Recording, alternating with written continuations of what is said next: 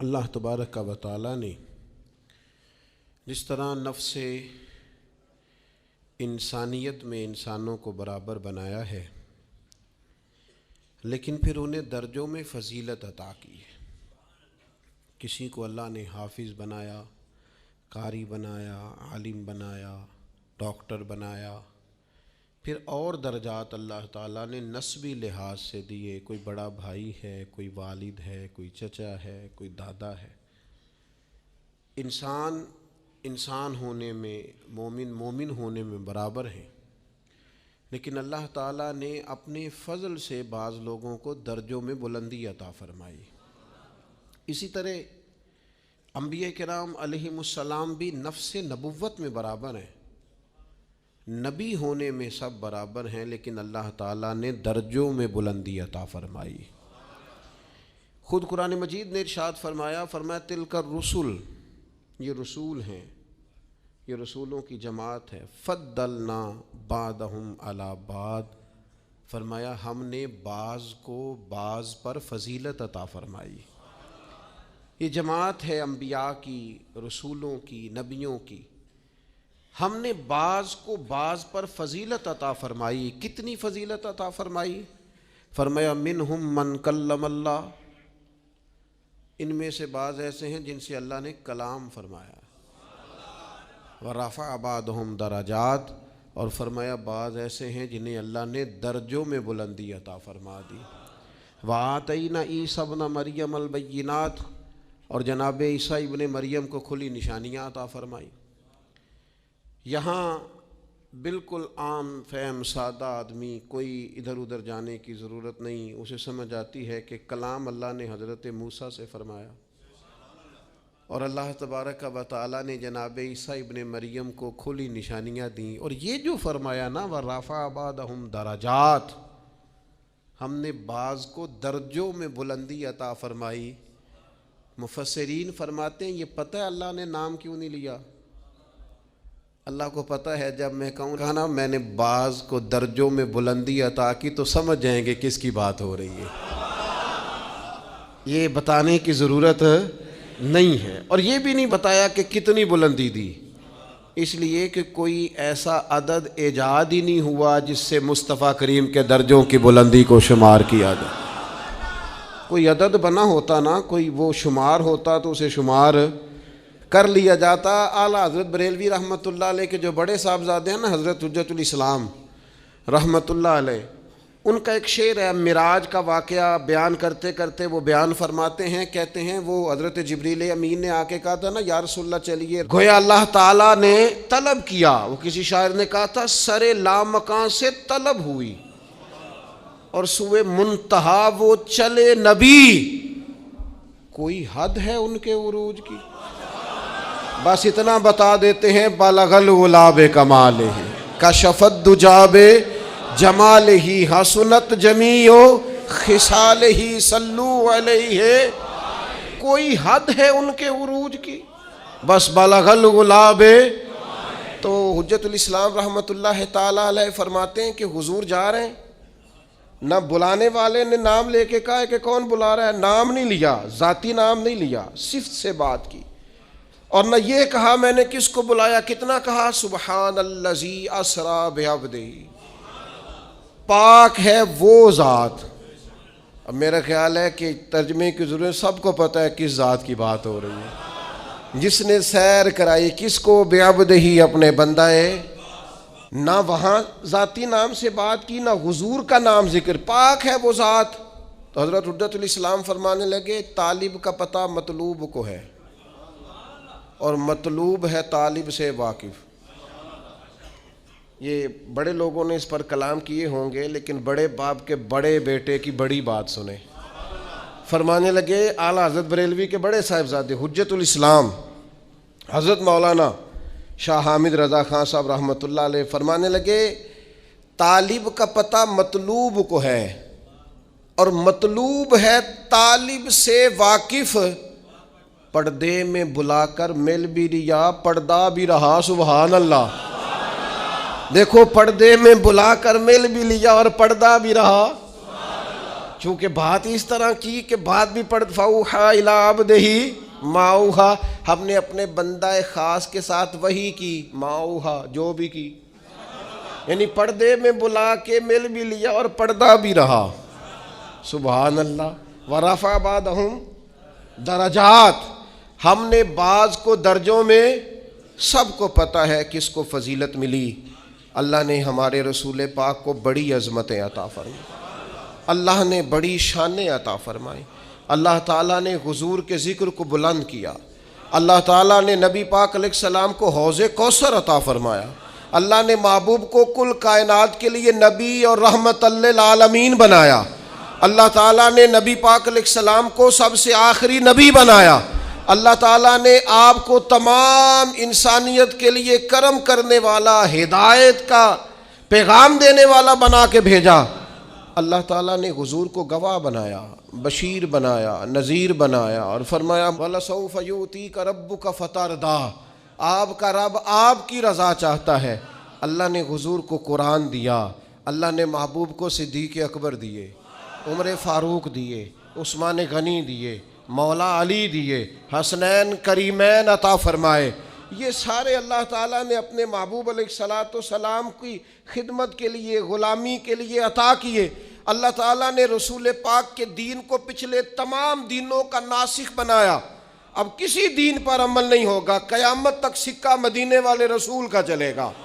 اللہ تعالیٰ نے رسول پاک علیہ السلام کو حبیب بنایا. اللہ نے محبوب کو نبیوں کا امام بنایا، کائنات کا سردار بنایا. کیا خوب کہا تھا چراغ گولرا نے، کہنے لگے ممکن نہیں مدح شاہ خدا. گیلانی پیر نے خوب کہا، کتھے مہر علی کتھے تیری ثنا. ممکن نہیں مدح شاہ خدا. زندگیاں ختم ہوئیں اور قلم ٹوٹ گئے، بس تیرے اوصاف کا ایک باب بھی پورا نہ ہوا. کہنے لگے بس رکھ دیا قلم، چھوڑ دیا بات. ممکن نہیں مدح شاہ خدا. یہ وہ لوگ کہہ رہے ہیں جن کی ساری زندگی نعتوں میں گزری ہے. کہتے ہیں ممکن نہیں مدح شاہ خدا. تو بھئی آپ کس سے مستعار لے کے بات ختم کرنے لگے ہیں؟ تو کہنے لگے پیر میر علی شاہ صاحب سے، پیر گولڑوی سے، امام المسلمین سے. ممکن نہیں مدح شاہ خدا. بس گیلانی پیر نے خوب کہا، کتھے مہر علی کتھے تیری ثنا. یہ مشتاق اکھیں کتھے جاڑیاں، بس مکھ چند بدر شاشانی ہے. متھے چمک دی لاٹ نورانی ہے، وہ دی کالی زلف تے اکھ مستانی. مخمور اکھیں کتھے. نبی اکرم صلی اللہ تعالیٰ علیہ وسلم کی عظمتیں، میں اللہ ہمیں فرقہ واریوں سے بچائے. لیکن ایک دکھ ہے نا، وہ بھی بیان کر لینے دو. خوگر حمد سے تھوڑا سا گلہ بھی سن لے. او میرے عزیزو، جس طرح توحید قرآن پاک کا مستقل عنوان ہے، جس طرح عقیدہ آخرت قرآن مجید کا مستقل عنوان ہے، جس طرح اخلاقیات قرآن مجید کا مستقل عنوان ہے، جس طرح دین کی سربلندی کے لیے جد و جہد کرنا، جہاد کرنا قرآن کا مستقل عنوان ہے، جس طرح معاشرت، ماں باپ کے، بہن بھائیوں کے، بیوی بچوں کے، رشتہ داروں کے حقوق قرآن پاک کا مستقل عنوان ہے، اس طرح شان مصطفیٰ بھی قرآن مجید کا مستقل عنوان ہے. سارے عنوان بیان کرتے ہو، مانتے ہو، تذکرہ کرتے ہو. کیا وجہ آتی ہے جب عظمت رسالت مآب کی بات چھڑتی ہے تو بحث چھڑ دیتے ہو؟ فاضل بریلوی کہنے لگے، کھائے تجھ کو تپے سکر، تیرے دل میں کس سے بخار ہے؟ کس سے تیرے دل میں بخار چڑھ گیا ہے کہ ہر شے تو مانتا ہے، اور عظمت رسالت مآب کی بات آتی ہے تو بحثیں کرتا ہے؟ عقیدہ وہی اچھا ہے جو جناب صدیق اکبر کا ہے. کسی نے آ کے کہا تھا، ابو بکر اگر کوئی کہے میں راتوں رات گیا ہوں اور راتوں رات آیا ہوں اور 18,000 سال کا گویا میں منظر دیکھ آیا ہوں، اور اتنی بات تو نص سے ہے نا، لیلم من المسجد الحرام الی المسجد الاقصی، رات کے تھوڑے سے حصے میں مسجد حرام سے مسجد اقصی، یہاں تک بھی کوئی جا نہیں سکتا، ممکن نہیں. کوئی کہے تو مانتے ہو؟ تو میں نہیں. تو کہا آپ کے محبوب نے کہا ہے. تو فرمانے لگے انہوں نے کہا ہے تو بالکل ٹھیک کہا ہے. کہا ابھی تو آپ نے کہا تھا کہ کوئی کہے تو میں نہیں مانتا، کہنے لگے چلا ہوا ہو کوئی ہے، تم نے تو کوئی کی بات کی تھا، باقیوں کا حکم اور ہے اور محبوب کی بات اور ہے، ان کے تذکرے اور ہیں، ان کا فرمانا اور ہے، ان کا کہہ دینا کچھ اور ہے۔ میں نے تو کہا تھا کوئی کہے تو نہیں مانتا، اور وہ جو کہے اور جس وقت کہے اور جس حال میں کہے اور جس رنگ میں کہے، سانو قید سجن دا گہنا ہے، او جنج رکھے اونج رہنا ہے۔ وہ جیسے کہے، جس وقت کہے، جس ٹائم کہے، بات ختم ہو گئی۔ میرے عزیز پتہ نہیں کیا الجھاؤ پیدا ہو جاتا ہے۔ بالکل وہ میں رات پڑھ رہا تھا، ایک صاحب نے لکھا ہے نبی پاک نا خواب میں گئے تھے۔ یہ تو خیر بڑی دفعہ ہی میں نے بیان کیا ہے، اور ہر سال کوئی نہ کوئی نیا شوشہ چھوڑتا ہے۔ حضور کو معراج، میں تو انہوں آکھاں کہ راتی میں خواب دیکھیے کہ میں پاکستان دا صدر بن گیا، تو انہوں اعتراض ہے کوئی؟ تو سا کہنا جی خواب پاویں ساری دنیا دے بن جو، سانوں کوئی اعتراض ہے؟ لیکن آپ جاگتی آنکھوں سے یہ بات کہیں گے نا، اگر کہ میں صدر پاکستان ہوں تو لوگ کہیں گے جناب آپ سیانے بیانے بندے کیا بات کر رہے ہیں، یہ آپ مطلب کس جگہ بیٹھ کے کیا بول رہے ہیں؟ سوئے سوئے تو جو کوئی مرضی کہہ دے۔ اگر حضور فرماتے نا میں خواب میں گیا ہوں، تو ابو جہل کو کوئی اعتراض تھا اس بات پر؟ ابو لہب کو، عتبہ اتیبہ شیبہ کو؟ وہ تو اس لیے پریشان ہوئے تھے کہ حضور نے فرمایا میں گیا ہوں، میں گیا ہوں اور میں آیا ہوں۔ ان کی تو پریشانی تب بنی تھی جب حضور نے فرمایا مجھے اللہ نے عروج دیا ہے، وہ تو الجھے ہی تب تھے۔ رسول پاک صلی اللہ تعالی علیہ وسلم کو اللہ نے سیر کرائی۔ یہ جو معجزہ ہوتا ہے نا، معجزہ، اللہ کی قدرت، معجزہ، کرامت، بس ایک تھوڑی دیر روک کے نا، تھوڑی خشک بات ہے پر آپ نے سمجھنی ضرور ہے۔ ایک لفظ قرآن مجید نے کہا آیت، آیت ہوتی ہے اللہ کی نشانی۔ جب کوئی کام اللہ کی قدرت سے ہوتا ہے تو اس کو آیت کہتے ہیں، اور وہی کام اگر نبی سے ظہور پذیر ہو تو معجزہ ہے۔ وہ ظہور پذیر اللہ کی قدرت سے ہی ہوا ہے، اللہ کے چاہنے سے ہوا ہے۔ وہ بغیر کسی ذریعے سے ہو تو قدرت الہی ہے، پیغمبر سے ہو تو وہ معجزہ ہے، ولی سے ہو تو وہ کرامت ہے ہر جگہ اللہ کی قدرت ہی۔ جو نبی کے ہاتھ پہ معجزہ صادر ہو رہا ہے وہ بھی تو اللہ کی عطا ہی ہے نا، جو ولی کے ہاتھ سے ہو رہا ہے وہ بھی۔ یہ کرامت کہتے ہیں جی ولی نے کر دیا، بھئی ہوا ولی کے ہاتھ سے ہے لیکن قدرت کس کی ہے؟ اللہ کی۔ وہ ہمارے سلطان الواعظین رحمۃ اللہ علیہ اس طرح سمجھایا کرتے تھے، فرماتے تھے ہے دودھ ہی، لیکن اگر اسے جاگ لگا کے نا لسی کے ساتھ جما لو تو دہی بن گیا، اور اگر رڑک لو نا تو لسی بن گئی، اور اگر اوپر سے تھوڑا سا اتار لو تو مکھن بن گیا، اور مکھن کو گرم کر لو تو اصل میں کیا ہے؟ دودھ۔ تو فرمانے لگے در اصل پیچھے کار فرما کیا ہے؟ دودھ۔ کہتے ہیں آپ کو بندہ کہتا ہے نا جی میں دودھ کا تو اقرار کرتا ہوں، مکھن کو نہیں مانتا، میں دودھ کا تو اقرار کرتا ہوں، لسی کو نہیں، میں دودھ کا اقرار کرتا ہوں پر میں نا گھی کو نہیں مانتا، تو اس بیوقوف کو کہا جائے گا لسی کا انکار بھی دودھ کا ہی انکار ہے، اسے کہا جائے گا مکھن کا انکار بھی دودھ کا ہی انکار ہے، اسے کہا جائے گا یہ جو تو انکار کر رہا ہے نا گھی کا، یہ بھی دراصل انکار۔ او خدا کے بندے، ولی ذاتی طور پر تو کوئی طاقت رکھتا ہی نہیں، ولی کی کرامت بھی اللہ کی قدرت، نبی کا معجزہ بھی اللہ کی قدرت۔ اب آپ واقعہ معراج کو دیکھیں، نبی پاک نے کب کہا میں گیا ہوں؟ پہلا دعویٰ تو رب کریم نے فرمایا سبحان الذی اسریٰ بعبدہ، میں نے سیر کرائی ہے اپنے بندہ خاص کو۔ خبردار، حضور کے معجزہ معراج کا انکار نہ کرنا، یہ رب کی قدرت کا انکار ہو جائے گا۔ خبردار، اس بحث میں نہ الجھنا کہ وہ منامی تھی، وہ تو 34 بار ہوئی، وہ تو خواب میں حضور گئے تھے۔ وہ خدا کے بندے، خواب میں تو جانے محبوب کتنی بار گئے، لیکن یہ جو معراج ہے نا حضور کی، یہ معراج حضور جسم کے ساتھ روح کے ساتھ گئے۔ اور پھر معراج کی حکمتیں لکھی ہیں علماء نے۔ کبھی کبھی نا دل بڑا اداس ہو جاتا ہے، اور اگر انسان کسی منصب پر فائز ہو نا تو سب نے تو اسے آ کے دکھڑے سنانے ہوتے ہیں، تو وہ کس کو سنائے؟ کچھ لوگوں کے ذمے ہوتا ہے دست شفقت رکھنا، انہیں سب پہ رکھنا ہے، تو وہ اپنا حال کس سے بیان کریں، کس سے کہیں؟ نبی پاک علیہ الصلوۃ والسلام طائف گئے تو طائف والوں نے 10 دن حضور نے قیام کیا تو انہوں نے پتھر مارے،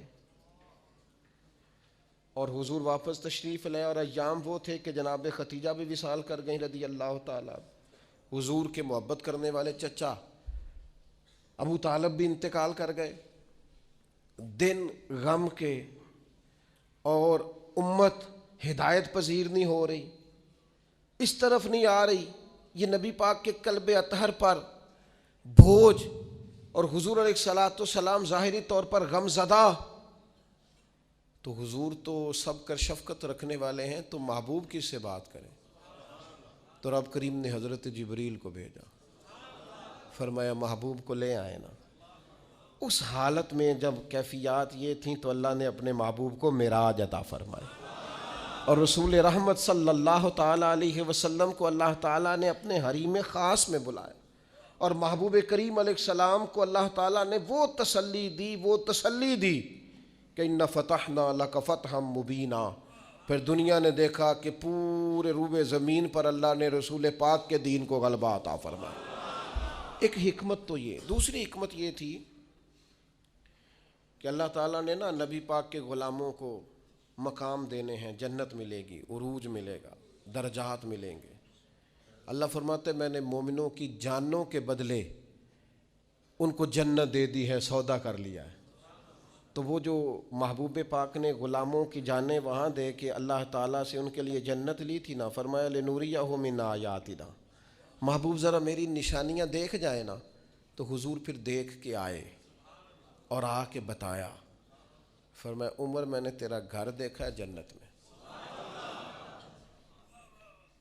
یہ اس عمر کا گھر دیکھا ہے جنہوں نے زندگی ساری زمین پہ سو کے گزاری، میں آپ کا گھر دے کے آیا ہوں جنت میں، اور دروازے پہ حور بھی بیٹھی تھی۔ حضور فرماتے میرا دل کرتا تھا میرے عمر کا مکان ہے اور بڑا شاندار ہے، میں اندر سے دیکھوں، پھر میرے دل میں خیال آیا کہ عمر غیور آدمی ہے، کہے گا محبوب کا اپنا ہی بنایا ہوا قانون ہے، جس کے گھر جاؤ اس کی اجازت سے جاؤ، تو چونکہ آپ وہاں اس وقت ظاہری طور پر موجود نہیں تھے، اجازت طلب نہیں ہو سکتی تھی، لہذا دیکھ آیا۔ حضرت عمر رو پڑے، کہنے لگے مجھے میری ماں روئے میں آپ پر غیرت کرتا، آپ ہی کا تو صدقہ ہے۔ تو رسول پاک علیہ السلام کو اللہ نے وہ ساری چیزیں عطا کیں۔ حضور رات کو کیوں گئے؟ پہلی بات تو یہ ہے کہ یہ جو رات ہوتی ہے نا، یہی بہترین وقت ہوتا ہے رب سے ملاقات کا۔ وَالَّذِينَ يَبِيتُونَ لِرَبِّهِمْ سُجَّدًا وَقِيَامًا، اللہ کے بندے راتیں سجدوں میں اور قیام میں گزارتے ہیں۔ آپ نے ناراض نہیں ہونا، ہم راتیں موبائل پہ گزارتے ہیں، ساری رات بیت گئی اور کوئی خاص چیز بھی نہیں، کوئی خاص کام بھی نہیں، کوئی دیکھنے والی چیز بھی نہیں، کوئی ایسا مطلب کوئی مسئلہ بھی نہیں، پتہ نہیں آل فول وقت یاوا گوئی، اور نہایت لغویات میں ٹائم، قیمتی وقت رات کا جو اللہ کی بارگاہ میں حاضری کا وقت تھا، جو اس کے حضور پیش ہونے کا وقت تھا، جو رحمت طلب کرنے کا وقت تھا، وہ سارا ضائع کر دیا۔ ہمارے استاد صاحب فرمایا کرتے تھے رات کو پڑھا کرو، سکون ہوتا ہے، بندہ اطمینان سے پڑھ سکتا ہے، مطالعہ ہوتا ہے۔ کون پڑھے؟ اب تو دینی طلباء کے پاس بھی اللہ ماشاء اللہ وہ ذوق نہیں ہے کہ وہ کتاب کی طرف رجوع کرے، مزاج نہیں رہا۔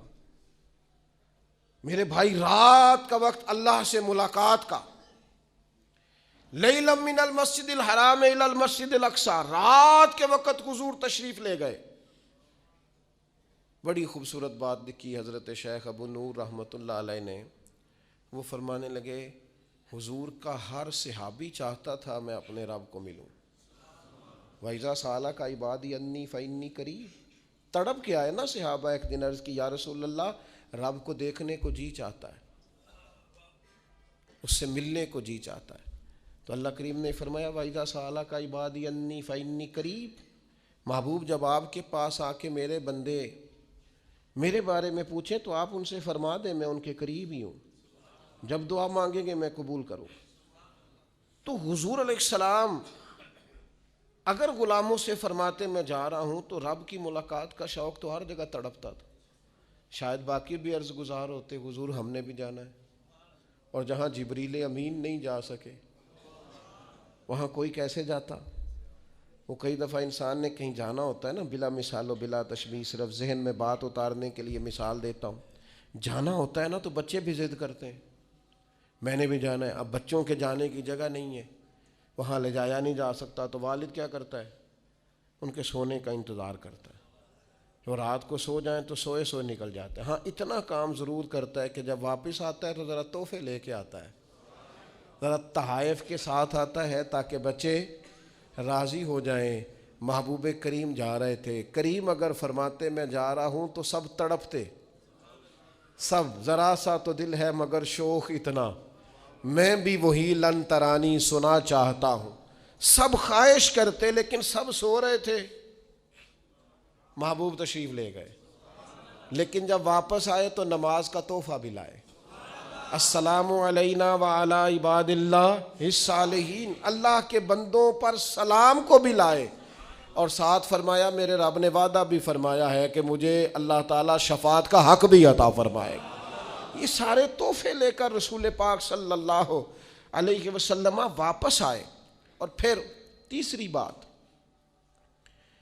اللہ تعالیٰ نے جس زمانے میں بھی کسی نبی کو مبعوث فرمایا نا، زمانوں کے تقاضوں کے مطابق معجزے عطا فرمائے۔ آج ہمارا دینی لوگوں کا پتہ مسئلہ کیا ہے؟ ہم قوم کی زبان کو نہیں سمجھتے، لوگوں کے نظریات کو نہیں سمجھتے۔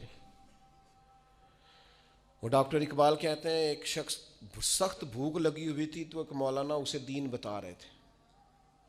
آپ دیکھیں نا، حضور مکہ سے صحابہ کو لے کے مدینہ طیبہ آئے ہیں نا، تو سب سے پہلے نبی پاک علیہ السلام نے ان کی رہائش کا بندوبست کرایا ہے، بھائی بھائی بنایا، روٹی کھائیں گے آرام سے سوئیں گے تو پھر دین کی بات ہوگی۔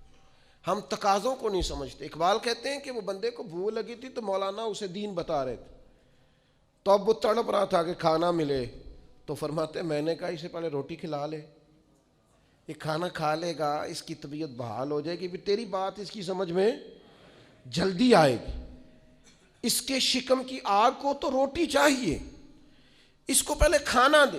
دینی ہم لوگ کیا کرتے ہیں، میں اپنی کمزوری بیان کر رہا ہوں، ہم بعض اوقات لوگوں کی سوجھ بوجھ کے اوپر کے مسائل چھیڑ دیتے ہیں، اس کا لازمی نتیجہ یہ نکلتا ہے کہ لوگ کہتے ہیں ہماری سمجھ میں بات نہیں آ رہی۔ تو میرے عزیز، جب آپ لوگوں کے شعور کے مطابق بات کریں گے، شعور کے مطابق، تو بات سمجھ میں آئے گی۔ رسول کریم صلی اللہ تعالیٰ علیہ وسلم کو اللہ تعالیٰ نے معراج عطا فرمائی، اس کی حکمتیں ہیں۔ نبی پاک صلی اللہ تعالیٰ علیہ وسلم مسجد اقصیٰ میں تشریف لے گئے، رسول پاک نے نبیوں کی امامت کروائی، نماز اقصیٰ میں تھا یہی سر، یا معانی ہو اول آخر، دست بستہ وہ سب پیچھے حاضر جو سلطنت پہلے کر گئے تھے۔ نبی کریم نے نبیوں کی امامت کرائی۔ ملت کے نوجوانوں، میری بات ذرا زیادہ غور سے سننا، روب کا شکار نہ ہوا کرو، کبھی روب کا شکار نہ ہونا۔ فلاں آدمی بڑی گاڑی میں آیا ہے تو مجھ پر اس کا روب طاری ہو جائے، بہت بڑے پیسے لے کے آیا ہے تو روب طاری ہو جائے۔ وہ میں نے دیکھا ہے کہ فلاں کے میں علاقے میں گیا تھا، سڑکیں بڑی پکی بنی ہوئی ہیں، روب، یہ روب سے نکل آؤ۔ جب روب طاری ہوتے ہیں تو سچ نہیں بولا جاتا، جب روب طاری ہوتے ہیں تو پھر انسان کی اپنی شخصیت ساری ضائع ہو جاتی، پھر آپ کا کوئی نظریہ نہیں، آپ کو تو جو کوئی کہے گا آپ وہ کر دیں گے، چونکہ آپ پر روب طاری ہوتا ہے۔ ہمارا مزاج ہے، پر تھوڑے پیسے کم ہیں ہمارے پاس، یا کسی کا خیال ہے کہ ہم کسی، خدا نہ خواستہ وہ کسی کا خیال ہے، ورنہ کوئی برادری چھوٹی بڑی نہیں ہوتی، کہ ہم کسی ایسے خاندان سے ہیں جو بظاہر چھوٹا قبیلہ ہے، روب کا شکار ہوتے ہو۔ اس رسول کے ماننے والے لوگ روب کا شکار ہیں جو سب نبیوں کے آگے کھڑے ہو کے امامت فرما رہے ہیں۔ تمہارے حصے میں امامت آئی ہے، امامت تم نے امامت کرنی ہے، کنتم خیر امت اخرجت للناس، تم نے امام بننا ہے، اور تم چھوٹی چھوٹی باتیں کر رہے ہو، کمزور باتیں کر رہے ہو، ڈرے ڈرے محسوس ہو رہے ہو، تمہارا طرز زندگی سہما ہوا ہے۔ مسلمان جس ملک میں جاتا ہے کمزور بات کرتا ہے، جس جگہ کھڑا ہوتا ہے اپنے آپ کو مظلوم ثابت کرتا ہے، جہاں بات کرتا ہے تو وہ کوشش کرتا ہے میں قابل رحم بن کے بات کروں، جہاں بات کرتا ہے اس طرح کرتا ہے کہ میں جناب بڑا مجھے مدد کی حاجت ہے، میری مدد کریں۔ اقبال کہنے لگے بس 3 کام کر، لمبی نہیں، کوئی لمبی بحث نہیں، کوئی فلسفہ نہیں، صرف 3 کام کر، سبق پھر پڑھ صداقت کا، عدالت کا اور شجاعت کا۔ اس شعر کو بھی بعض لوگ غلط پڑھتے ہیں۔ صرف 3 چیزیں، سبق پھر پڑھ صداقت کا، عدالت کا، شجاعت کا، کوئی لمبی بات نہیں۔ ایک تو سچ بولا کر، سچائی کا سبق پڑھایا کر، اور دوسرا عدل کیا کر، اپنی ذات سے شروع کر، اپنے آپ کو قانون کے سامنے پیش کریں۔ آپ کوئی بھی ہیں قانون کے سامنے، کیا رسول پاک علیہ السلام سے بڑھ کر بھی کوئی بڑا عادل ہے؟ لیکن حضور نے تو اپنے ظاہری وصال سے قبر پر منبر پر بیٹھ کر فرمایا تھا، میں اللہ کا بندہ ہوں، رب کی بارگاہ میں حاضر ہونے والا ہوں، کسی کو مجھ سے کوئی تکلیف پہنچی ہو تو بدلہ لے سکتا ہے۔ تو اگر حضور فرماتے ہیں تو کیسے بالا تر ہو گیا؟ اپنی ذات سے ہم انصاف کرنا چاہتے ہیں، پر دوسروں کے لیے اپنی ذات سے عدل شروع کریں، اپنی ذات سے۔ اور تیسرا فرمایا شجاعت کا، بزدلوں والی زندگی نہ گزارو۔ ساری زندگی اسی رٹے میں ہمارا وقت ضائع ہو جاتا ہے، لوگ کیا کہیں گے، لوگ کیا کہیں گے، لوگ کیا کہیں گے، لوگ کیا کہیں گے۔ ایک دوست مجھے پچھلے دن کہنے لگے وہ میرا دل تو بڑا کرتا ہے کہ اب نہ میں بعض چیزوں سے باہر نکل آؤں، پر لوگ کیا کہیں گے۔ تو میں نے ان سے کہا کہ اگر آپ نے یہ کام نہ کریں، آپ لوگوں کی بات مانیں، تو پھر لوگ آپ کو ولی مان جائیں گے۔ جو کام کسے بادشاہ جو بات بھی تھی ان کی، مطلب اگر آپ نہیں کرتے اور آپ وہی کرتے ہیں جو لوگوں کی رائے ہے، تو پھر ولی اللہ مانیں گے لوگ آپ کو؟ یہ آپ کہتے نہیں پھر بھی نہیں مانیں گے۔ تو میں کہا پھر لوگوں نو چھڈنا، رب رسول دی سوڑ، کیا بات کرتے ہیں آپ دلیر بنے، زندگی شجاعت والی۔ رسول پاک کا مزاج کیا تھا؟ حضرت انس بن مالک رضی اللہ تعالیٰ عنہ ارشاد فرماتے ہیں کہ ایک دن رات کو مدینہ منورہ میں شور کی آواز آئی کسی ایک جانب سے، تو سب لوگ اٹھے اور ایک دوسرے کو اٹھانے لگے، اٹھو اٹھو دیکھو کیا ہوا۔ فرماتے ہیں لوگ جمع ہو رہے تھے، نیزے لا رہے تھے، تلواریں نکال رہے تھے، ہم ابھی تیار ہو رہے تھے۔ اچانک نظر اٹھی تو اللہ کے رسول علیہ السلام گھوڑے پر بیٹھ کر جدھر ہم جانا چاہ رہے تھے نا، شور والی جگہ، حضور ادھر سے واپس آ رہے تھے، اور فرمانے لگے کوئی بات نہیں ڈرنے والی، میں دیکھ آیا ہوں جانور لڑ پڑے تھے آپس میں، اور نیزہ حضور کے دستے مبارک۔ اقبال کہتے کچھ نہ کر، تو کہتا ہے کہ پیسے آئیں گے تو میں امام بنوں گا، قیادت کروں گا، تو کہتا ہے میرے پاس بہت بڑا برادری ازم ہو تو آگے بڑھوں گا، نہیں، سبق پھر پڑھ صداقت کا، عدالت کا، شجاعت کا۔ فرمایا رب پتہ تیرے ساتھ کیا کرے گا، لیا جائے گا تجھ سے کام دنیا کی امامت کا، تو امام بنے گا دنیا کا، بس سچ بولنا، عدل کرنا، دلیر رہنا۔ یہ 3 خوبیاں آج پوری امت کو اس کی ضرورت ہے، اہلیان پاکستان کو ضرورت، ہمیں اور آپ کو ضرورت ہے، گھروں خاندانوں میں ضرورت ہے۔ سبق پھر پڑھ صداقت کا، عدالت کا، شجاعت کا، اور لیا جائے گا تجھ سے کام دنیا کی امامت کا۔ معراج بتاتا ہے کہ نبی پاک علیہ السلام نے ہمیں کہا ہے کہ میں قائد ہوں سارے نبیوں کا، اور تم قائد ہو ساری امتوں کے۔ اپنی زندگی میں اپنے مزاج کو بزدلانہ نہ بنائیں۔ یہ رو کے بات کرنا، ڈر کے بات کرنا، سہمت کے بات کرنا، کمزور رہ کے بات کرنا، یہ کچھ طرز زندگی، روئیں گے رج کے روئیں گے پر رب رسول کی بارگاہ میں۔ باقی زندگی دلیرانہ گزاریں، اپنے مزاج میں طاقت پیدا کریں۔ لیکن ایک بات معراج کے مسئلے میں آپ کی خدمت میں ضرور عرض کرنا چاہتا ہوں، یہ جو معراج ہوتی ہے نا، معراج، یہ جو عروج ملتا ہے، یہ انسانیت کو ملتا ہے۔ فرشتے تو ہیں ہی وہاں، جو درجے بلند ہوتے ہیں نا، فرشتوں کو جو درجہ ہے وہ ان کا متعین ہو گیا ہے۔ یہ جو درجوں میں بلندی ہوتی ہے یہ مومنوں کی ہوتی ہے۔ یہ درجات میں بلندی صلحاء، اتقیاء، صوفیاء، شہداء اور انبیاء کی ہوتی ہے۔ یہ روحانی ترقی اور یہ معراج کی طرف جانا، یہ اللہ تعالیٰ نے مومنوں کا مقدر رکھا ہے۔ جس طرح اپنے مال میں روز ترقی کی جد و جہد کرتے ہو نا، اور صرف 4 سے 6 مہینے پتہ چل جائے دکان میری ٹھیک نہیں چل رہی، نفع نہیں دے رہی، تو بند کر دیتے ہو، کہتے ہو میں اب نقصان میں جاؤں، اپنی روح پر غور کر، اپنے باطن پر توجہ دے. اگر تو خسارے میں جا رہا ہے تو واپس آ مصلی کی جانب. اگر تیرے باطن کے اندر میل کچیل جم گیا ہے تو کر سجدہ رج کے اپنے رب کو. اور اگر دل ڈھاڈا ہو گیا ہے تو پھر کوئی رات ڈھونڈ جس میں تو رو سکے اپنے مالک کے حضور. اگر روحانی طور پر سخت دل ہو گئے، خسارے میں چلے گئے، ترقی رک جائے گی. عروج ہو، تیری طبیعت میں عروج ہو. رسول پاک صلی اللہ تعالی علیہ وسلم نے حضرت حارثہ بن نعمان سے کہا تھا، یہ ان کا باطنی عروج تھا اور یہ شان ہے ان کے غلاموں کی. کیف اصبحت یا حارثہ، حارثہ آج صبح کیسے کی؟ عرض کی حضور اس حال میں صبح کی کہ میں پکا مومن ہوں، میرا ایمان مضبوط ہے. تو حضور فرمانے لگے اس کی دلیل کیا ہے؟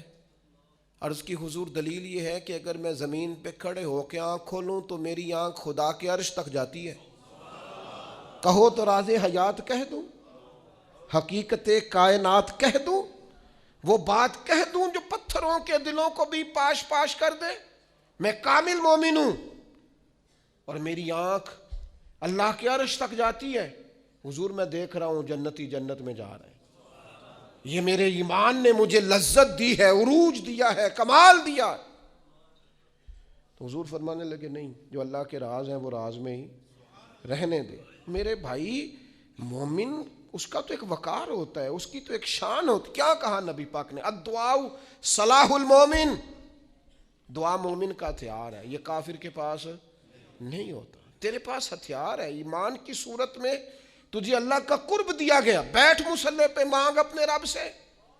لیکن کیا کریں، اکبر الآبادی کہنے لگے مصیبت میں بھی اب یاد خدا ہم کو نہیں آتی. دعا منہ سے نہ نکلی، جیبوں سے عرضیاں نکلی. مختلف افسروں کو مختلف محکموں میں درخواستیں جمع کراتے ہو، رب کی بارگاہ میں آتے ہی نہیں. عروج تیرا تب پلے گا، تیری ترقی تب ہوگی جب پتہ چلے گا کہ تیرا قرب الہی کتنا ہے. میرے قبلہ عالم حضرت تاج الشریعہ رحمۃ اللہ علیہ کی ایک بات مجھے نہیں بھولتی. کسی نے کہا حضور فلاں مولانا بڑے معروف ہیں اور فلاں آدمی جو ہے ان کا بڑا مقام ہے اور فلاں کا بڑا نام ہے اور فلاں کا بڑا تذکرہ ہے. تو آپ فرمانے لگے دعا کرو اللہ کی بارگاہ میں مقام بنے، دعا کرو بارگاہ محبوب میں مقام بنے. دنیا میں تو مقام بنتے بھی ہیں اور مقام دیکھنا یہ ہے کہ ان اللہ کیا مقام ہے. اللہ تعالیٰ نے رسول پاک کو عروج عطا فرمایا. جم کے نہ بیٹھ جائیں، کام کریں، آگے بڑھیں، جد و جہد کریں. زندگی جو پانی چلتا رہتا ہے نا، اس میں کوئی ناپاکی گر بھی جائے نا تو چلتا پانی پاک ہوتا ہے، کیونکہ چل رہا ہے نا. جو لوگ کام کرتے رہتے ہیں کرتے رہتے ہیں. اور میری والدہ صاحبہ سے کبھی کو کہتا تھا نا آپ بیٹھ جائیں، آپ تو کہنے پتر میں نے کچھ کرن دے ہو جے میں بہ گئی تو پھر بہ گئی. جو لوگ بیٹھ جاتے ہیں وہ پھر کچھ کریں، جد و جہد کریں، آگے بڑھیں. عروج پانا ہے امت کو اور سب کو کام کرنا، سب کو مل کے جد و جہد کرنی، سب کو مل کے آگے بڑھنا، سب کو کوشش کرنی. طلباء جب یہاں اٹھتے ہیں، بیٹھتے ہیں، آتے ہیں، جاتے ہیں، کھاتے ہیں. اور یہاں بچوں نے امتحان دیا، رون کے میں دیکھتا تھا تو میں کہتا تھا یا اللہ یہ ہم سے ہی کام کرا لیا تو نے، ہم کہاں اور یہ خدمات کہاں. تو اگر اتنے سے بچے ہمارے جیسا کمزور آدمی لے کے چل سکتا ہے تعلیمی کاوش میں، تو میرا خیال ہے تھوڑی تھوڑی جد و جہد کریں، تھوڑی تھوڑی ہمت کریں. کہ سارا دن بیٹھ کے جہالت کا رونا ہی رونا ہے کہ تعلیمی نظام ٹھیک نہیں. کوشش تو کریں. کیا کہا تھا کسی نے کہ شکوائے ظلمت شب سے تو کہیں بہتر تھا اپنے حصے کی کوئی شمع جلاتے جاتے. ساری رات رونا کہ اندھیرا بڑا ہے، اندھیرا بڑا ہے. کوئی کام ہے تو ایک شمع تو روشن کر دا، اپنے حصے کا چراغ تو جلا.